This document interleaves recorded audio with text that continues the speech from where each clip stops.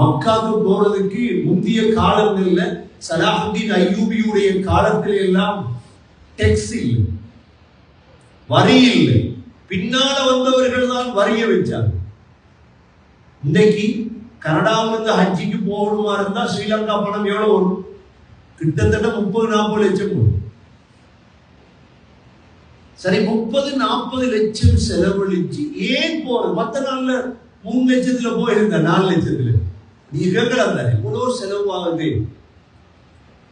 மற்ற நாள்ல நோம்பு இல்லாத ஹஜ் இல்லாத காலத்துல டிக்கெட்டை போட்டா $2000 டிக்கெட்டுக்கு போட்டு ஸ்ரீலங்காவுக்கு போற டிரான்சிட்ல மெதுவா கௌபாவுக்கு போயிட்டு போறாங்க. அங்க மினாவும் இருக்குது, அரபாவும் இருக்குது, முஸ்தலிஃபாவும் இருக்குது, எல்லா இடத்த பார்த்துட்டு போறது நிகழ்கள் தானே. ஏன் இந்த 10 நாளைக்கு இவ்வளவு விலையை வச்சிருக்கிறார்? சகோதரர்களே, பொறுமதியான 10 நாள்.